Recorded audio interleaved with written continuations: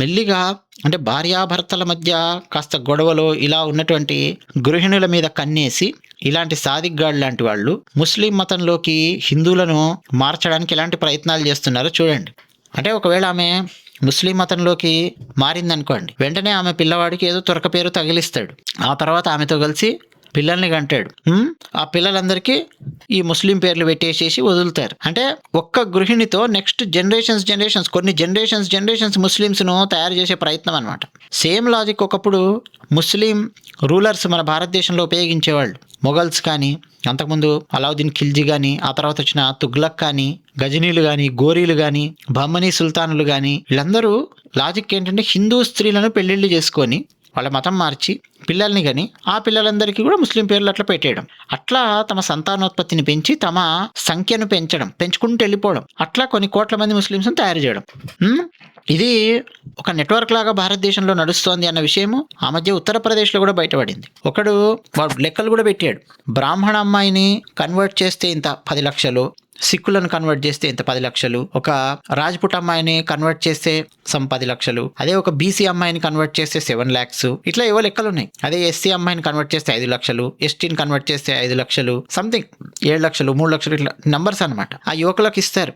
ఆ యువకులు ఏం చేస్తారు, ఈ 5 లక్షలు 10 లక్షలకు ఆశపడి మెల్లగా ఒక అమ్మాయిని ఎక్కడో పటాయిస్తారు. లవ్ జిహాద్ అంటారు, పటాయిస్తారు. లేదా సమస్యలు ఉన్న గృహిణిని పటాయిస్తారు, ఏదో చేస్తారు, ట్రై చేస్తారు. మెల్లిగా వాళ్ళను ముగ్గులోకి లాగుతారు, వాళ్ళని మతం మారుస్తారు, పిల్లల్ని కంటారు. ఆ తర్వాత విడాక్ అంటారు. లేకపోతే వాళ్ళని అట్లే ఉంచి మళ్ళీ ఇంకో మా మతంలో 4 పెళ్లిళ్ళు చేసుకోవచ్చు అని చెప్పి 4 పెళ్లిళ్ళు చేసుకోవడము, ఆ మిగతా 4 కూడా లవ్ జిహాదులు చేయడం. ఇది ఒక నెట్వర్క్ అనమాట. 2050వ సంవత్సరం వచ్చే నాటికి భారతదేశాన్ని మొత్తం ముస్లిం దేశంగా మార్చాలి అన్న ఒక కుట్రతో వీళ్ళు పనిచేస్తూ ఉన్నారు అన్న విషయం కూడా కొన్ని సంవత్సరాల క్రితమే భారతదేశంలో బయటపడింది. డెమోగ్రాఫిక్ చేంజెస్ అనమాట. ఇలాంటివన్నీ అడ్డుకోవడం కోసమే అండి. వెస్ట్ బెంగాల్లో మీకు భారతీయ జనతా పార్టీ ప్రభుత్వం రావడానికి, అస్సాంలో భారతీయ జనతా పార్టీ ప్రభుత్వం రావడానికి ఎందుకంత ఫుల్ కష్టపడ్డారు, ఎందుకంత ఎఫర్ట్స్ పెట్టారంటే డెమోగ్రాఫిక్ చేంజెస్ని అడ్డుకోవడం కోసం. ఎందుకంటే ఇప్పుడు వెస్ట్ బెంగాల్లో మమతా బెనర్జీ లాంటి వాళ్ళు ఉండేసరికి దీని మీద పెద్ద కాన్సన్ట్రేషన్ పెట్టట్లేదు. వాళ్ళు 4 ఓట్లు ఎక్కువ పడతాయి అనగానే బంగ్లాదేశ్ నుంచి కూడా జనాలను రప్పించడము, లవ్ జిహాద్ కేసులు వదిలేయడము, దువ్వుతూ ఉండడం ముస్లిమ్స్ని. మీరు కావాలంటే మమతా బెనర్జీ ముఖ్యమంత్రి అయినప్పుడు ఆమె చేసిన ప్రమాణ స్వీకారాన్ని చూడండి, ఇప్పటికీ నా దగ్గర ఉంది. పోయినసారి చేసిన ప్రమాణ స్వీకారం చూడండి, అందులో ఈ ముస్లిమ్స్ పేరు అల్లా సాక్షిగా ఇలాంటివన్నీ ఉపయోగిస్తోంది ఆమె. హిందువులకు సంబంధించి వచ్చే వరకు తీసి పక్కన పారేయడం. అంటే ఈ ఓట్ల కోసం అండి. మన భారతదేశంలో కొంతమంది రాజకీయ నాయకులు, ఉత్తరప్రదేశ్లో యోగి ఆదిత్యనాథ్ గారు ఈ డెమోగ్రాఫిక్ చేంజెస్ని అడ్డుకునే ప్రయత్నం చేయడం. అంటే ఉన్న వాళ్ళని ఎవరినో హిందూ మతంలోకి కన్వర్ట్ చేసే ప్రయత్నం కాదు, ఉన్న హిందువులు మతం మారకుండా చూసుకునే ప్రయత్నం చేయడం అనమాట.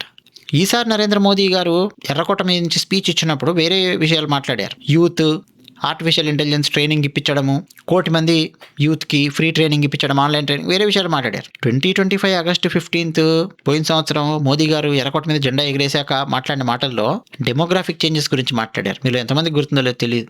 డెమోగ్రాఫిక్ చేంజెస్ని అడ్డుకునే ప్రయత్నం చేస్తున్నాము, దానికి సంబంధించిన చట్టాలు, దానికి సంబంధించిన ఆలోచన, దానికి సంబంధించిన డైరెక్షన్లో వర్క్ చేస్తున్నామని చెప్పి మోదీ గారు చెప్పారు.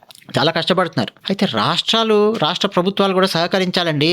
ఈ డెమోగ్రాఫిక్ చేంజెస్ జరగకుండా ఉండడానికి రకరకాల రూపాలలో జరుగుతూ ఉంటాయి. ప్రత్యేకంగా హ్యాండిల్ చేయాల్సినటువంటి అవసరం ఉంది ఇలాంటి కేసులు. ఒక రకమైనటువంటి జిహాద్ లాంటిది ఇది. హిందూ అమ్మాయిలను, హిందూ మహిళలను, హిందూ గృహిణులను బలవంతంగానో దొంగ తెలివితేటలు ఉపయోగించో వాళ్ళను రకరకాల మాయమాటలు చెప్పి లోపరుచుకునే ప్రయత్నాలు చేసి ముస్లిం మతంలోకి మార్చి నెక్స్ట్ రాబోయే అంటే ఆమెకు పుట్టబోయే తర్వాత మొత్తం జనరేషన్స్ని ముస్లింలుగా మార్చే ప్రయత్నం చేయడం అనమాట. చాలా ప్రమాదకరమైన ఆట ఇది ఆడుతూ ఉన్నారు. దాన్ని అడ్డుకునే ప్రయత్నం ప్రతి రాష్ట్ర ప్రభుత్వం చేయాలి. ఈవెన్ ఇప్పుడు ఆంధ్రప్రదేశ్ రాష్ట్ర ప్రభుత్వం గురించి మాట్లాడితే చాలా చాలా చాలా చాలా సీరియస్గా తీసుకోవాలి ఈ కేసు. సరే, వాడిని అరెస్ట్ చేశారు, తీసుకొచ్చారు, ప్రస్తుతం 14 రోజులు రిమాండ్ విధించారు, లేటెస్ట్ న్యూస్. కానీ ఇండివిజువల్ కేసు లాగా మాత్రం వీడిని హ్యాండిల్ చేయకూడదు. ఆ అమ్మాయిని ఎన్ని బాధలు పెట్టాడండి, ఆమెని ఎన్నిసార్లు దారుణంగా కొట్టాడు, ఆమెను కడుపులో గుద్దాడు. ఆమె రాస్తున్న చదివితేనే మీకు బాధ కలుగుతుంది.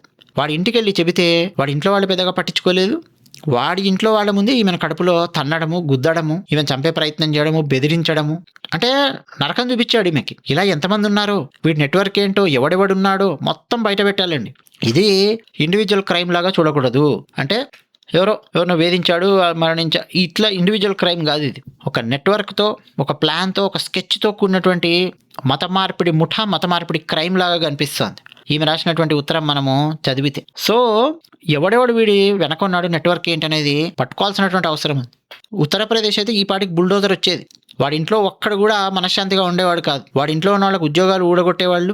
ఎవడేమని అనుకోని కేకలు పెట్టని, జర్నలిస్టులు కేకలు పెట్టని, అరవని, రాజకీయాలు కానీ అసలు కేర్ చేయరు అక్కడ ఉత్తరప్రదేశ్లో యోగి ఆదిత్యనాథ్ గారు. వీడి ఇల్లు గిల్లు ఏమనంటే బుల్డోజర్ లేపేస్తుంది. ఫ్లాట్ లాంటి దాంట్లో ఉన్నాడు అనుకోండి, బుల్డోజర్ వచ్చి లేపేయలేదు కదా, ఎందుకంటే అపార్ట్మెంట్లో వేరే వాళ్ళు కూడా ఉంటారు. అప్పుడు ఏం చేస్తారంటే కరెంట్ కనెక్షన్ కట్ చేసి పడేస్తారు. ఆ ఇంట్లో ఒక్కడు కూడా మనశ్శాంతితో ఉంటాడు. పిచ్చ కొట్టుడు కొడతారు ఇన్ని తీసుకెళ్ళి. మళ్ళీ నెక్స్ట్ టైం కోర్టుకు హాజరవడానికి వచ్చినప్పుడు ఒక కాలు పనిచేయదు. ఆపరేషన్ లంగ్డా దారుణంగా ఉంటుంది. వీళ్ళు వెనక ఎవడెవడున్నాడు మొత్తం కనిపెడతారు, పట్టుకొని ఒక్కొక్కడికి రాడ్లు దింపుతారు. ఉత్తరప్రదేశ్లో ఆ రేంజ్లో యోగి ఆదిత్యనాథ్ గారు వర్క్ చేస్తూ వస్తున్నారు కాబట్టి చాలా క్రైమ్ కంట్రోల్ అయ్యింది. ఇంకా పట్టుకుంటున్నారు. ఒక సింహస్వప్నం లాగా ఉంది క్రైమ్ విషయంలో. యూపీలో యోగి ఆదిత్యనాథ్ గారి పేరు చెప్తే క్రైమ్ విషయంలో సింహస్వప్నమే ఆయన. ఇలాంటి మతమార్పిడి ముఠాలకు ఒక్కొక్కడికి పులుసు కారిపోతుంది. యోగిని గద్దె దింపడానికి రకరకాల శక్తులు ప్రయోగిస్తున్నారు. ఇప్పుడు తెలుసా మీకు, యోగి ఆదిత్యనాథ్ గారిని గద్దె దింపేసేస్తే ఉత్తరప్రదేశ్లో మళ్ళీ డెమోగ్రాఫిక్ చేంజెస్ చేసుకోవచ్చు అని. ఇట్లా అంటే వేరే రాష్ట్రాలలో ఏమేం జరుగుతుంది, ఎట్టెట్లా ఉంది అన్నది కూడా మన తెలుగు రాష్ట్రాలు స్టడీ చేయాల్సినటువంటి అవసరం ఉంది. 2 తెలుగు రాష్ట్రాలు ఇలాంటి కేసెస్ వచ్చినప్పుడు సీరియస్గా తొక్కిపెట్టి నారదీయాలి. ఎవడెవడున్నాడు, వీడు ఏ మసీదులకు వెళ్తున్నాడు, అక్కడ ఎవడున్నాడు, ఎవడు ట్రైనింగ్ ఇస్తున్నాడు వీడికి, ఎవడు చెప్పాడు, ఈ విధంగా స్కెచ్ చేసి మత మార్పిళ్ళు చేయమని. ప్లస్ ఇలాంటి మత మార్పిళ్ళు జరగకుండా ఉండడం చాలా చాలా కఠినంగా వ్యవహరించాల్సిన అవసరం ఉంది ప్రభుత్వాలు. ఎంతసేపు మైనారిటీల ఓట్ల కోసము దూకుంటూ కూర్చుంటాను. ఆ కోణంలో కాంగ్రెస్ పార్టీ ఆల్రెడీ పనిచేసింది భారతదేశంలో చాలా ఏళ్ల పాటు. అందుకనే భారతదేశంలోని చాలా రాష్ట్రాలలో కాంగ్రెస్ పార్టీని ఇంట్లో కూర్చోబెట్టారు. ఇప్పుడు కాంగ్రెస్కు ఎలాంటి దిక్కుమాలిన దుస్థితి పట్టిందంటే కొన్ని రాష్ట్రాల్లో, మన పశ్చిమ బెంగాల్లో కాంగ్రెస్ పార్టీ 2 ఎమ్మెల్యే సీట్లు గెలిచింది. ఆ 2 ఎమ్మెల్యే సీట్లు కూడా ముస్లిమ్సే. అంటే హిందూ ఏరియాస్లో అసలు కాంగ్రెస్ పార్టీకి ఎవరు ఓటు కూడా ఇట్లా. అస్సాంలో 16-18 వచ్చాయండి కాంగ్రెస్ పార్టీకి. ఐ థింక్ 16 or 18, ఎగ్జాక్ట్ నాకు ఫిగర్ గుర్తులేదు, కరెక్ట్ మీ. ఆ గెలిచిన వాళ్ళు ఉన్నారు కదా, అందులో ఒక్కరు తప్ప, అంటే 18 మందిలో ఒక్కరు తప్ప మిగతా 17 మంది మొత్తం ముస్లిం క్యాండిడేట్లే గెలిచారు కాంగ్రెస్ పార్టీ అస్సాంలో. అంటే ఐడియాలజీ ఎలా ఉందో మీరు చూడండి. అంటే ఏ రేంజ్ ఐడియాలజీని కాంగ్రెస్ పార్టీ ప్రోత్సహించుకుంటూ వచ్చిందో చూడండి భారతదేశంలో. ఓల్డ్ సిటీలో అసదుద్దీన్ ఓవైసీ గెలిచారు, అక్కడ ముస్లిం మెజారిటీ ఎక్కువగా ఉంది, అది ఓకే, అది అర్థమవుతోంది మనకి. బట్ కాంగ్రెస్ పార్టీలో ముస్లింలు మాత్రమే గెలిచారు అస్సాంలో అని అంటే మీరు ఆలోచించండి ఏ రేంజ్లో ముస్లింలను దువ్వదిలిందో కాంగ్రెస్. ఈ కాంగ్రెస్ని చూసి చాలా రాష్ట్రాల్లో లోకల్ రాజకీయ పార్టీలు అదే పందా అనుసరించడం మొదలెట్టాయి. అవసరమన్నా లేకపోయినా హజ్ యాత్రలు అని చెప్పి పైసలు ఇవ్వడము, లక్షల పైసలు ఇవ్వడము. మసీదుల మీద, చర్చిల మీద ప్రభుత్వాలకు కంట్రోల్ ఉండదు, ఆడిటింగ్ ఉండదు. మనీ ఎలా వస్తుంది, మనీ ఎలా వెళ్తుంది, ఏంటి ఏముండదు. అదే హిందువులకు సంబంధించిన దేవాలయాల మీద శాఖలు ఉంటాయి, దేవాదాయ ధర్మదాయ శాఖ ఉంది, మనీ ఎలా వస్తుంది, ఎలా వెళ్తుంది, ఆడిటింగ్ కానీ, ఎన్ని కోట్లు వసూలు అయ్యాయి బయటికి చెప్పడం కానీ, వార్తల్లో ఇవన్నీ వస్తాయి. కనీసం ఒక క్లారిటీ ఉంటుంది. ఆ ముస్లింలకు సంబంధించి, క్రిస్టియన్లకు సంబంధించి అసలు ఏమేం చర్చిలు, ఏమేం మసీదులు, పైసలు ఎలా వస్తున్నాయి, ఎలా వెళ్తున్నాయి, ఏం జరుగుతోంది, ఏంటి, ఒక క్లారిటీ, ఒక లెక్క పత్రం ఉండనే ఉండదండి మన భారతదేశం లోపల. వేరే దేశాలలో ఇలా లేదు పరిస్థితి. మీరు అమెరికాలో ఒక దేవాలయాన్ని ఎలా ట్రీట్ చేస్తారో, ఒక చర్చిని ఎలా ట్రీట్ చేస్తారో, మసీదుని అలాగే ట్రీట్ చేస్తారు, అన్నిటిని అలాగే ట్రీట్ చేస్తారు. ప్రతి ఒక్కరూ ఇయర్ ఎండ్ లోపల సబ్మిట్ చేయాల్సిందే, వాళ్ళ ఇన్కమ్ ట్యాక్సెస్ అన్ని సబ్మిట్ చేయాల్సిందే. మనీ ఇన్ఫ్లో ఎలా ఉంది, అవుట్ఫ్లో ఎలా ఉంది, ట్యాక్స్లు ఎంత కడుతున్నావు, ఏంది అనేది పక్కా లెక్క పత్రం ఉంటుంది. అందరు ఈక్వల్. టెంపుల్, చర్చ్, మసీద్, గురుద్వారా, ఎవ్రీథింగ్ ఈజ్ ఈక్వల్. మన భారతదేశంలో అలా లేదు పరిస్థితి. పేటర్ అయిపోతున్నారు ఇలాంటి వాళ్ళు. ఖచ్చితంగా అండి ఇది ఒక ముఠా ఏమన్నా ఉందా దీని వెనక అని పోలీసులు ఇన్వెస్టిగేట్ చెయ్యాలి అని చెప్పి మనం కోరుకుందాం. ఆ డైరెక్షన్లో ఇన్వెస్టిగేషన్ కనుక జరగకుండా కేవలము ఇండివిజువల్ క్రైమ్ డైరెక్షన్లో కనుక ఇన్వెస్టిగేషన్ నడిస్తే ఖచ్చితంగా ఒక ఉద్యమ స్థాయి రూపంలో వాయిస్ వినిపించాల్సినటువంటి అవసరం ఉంది ఈ కేసు విషయంలో. I think 28th or 29th various Hindu సంఘాలు దీనికి సంబంధించిన సమావేశము ఈవెన్ కాకినాడలో కానీ అక్కడ జరగబోతున్నాయన్నట్టు నేను ఫేస్బుక్లో చూశాను. విశ్వ హిందూ పరిషత్ వాళ్ళు, RSS వాళ్ళు ఆల్రెడీ బయటకు వచ్చేసారు. లాస్ట్ వీకే బయటకు వచ్చారు, ప్లకార్డ్స్ అవన్నీ ప్రదర్శించారు, ఖచ్చితంగా సీరియస్గా తీసుకోవాలని చెప్పి మాట్లాడుతూ ఉన్నారు. చూద్దాం ఈ కేసు ఏ డైరెక్షన్లో వెళ్తుంది ఏంటనేది మనం కూడా స్టడీ చేద్దాం. వార్తలలో వస్తూ ఉంటుంది, పోలీస్ డిపార్ట్మెంట్ వాళ్ళు కూడా మాట్లాడుతుంటారు కదా వార్తలలో, స్పోక్స్ పర్సన్స్ వచ్చి అసలు ఎట్లా వెళ్తుంది ఏంటనేది మనం ఖచ్చితంగా దీన్ని క్లోజ్గా మానిటర్ చేస్తూ ఏం జరుగుతుంది అనేది చెక్ చేసుకోవాల్సినటువంటి అవసరం ఉంది. ఎందుకు అని అంటే మిగతా మహిళలందరూ కూడా ఎట్లా జాగ్రత్తగా ఉండాలి అని చెప్పడానికి ఇది ఒక పెద్ద ఎగ్జాంపుల్ ఈ కేసు. అదే విషయం. ధన్యవాదాలు.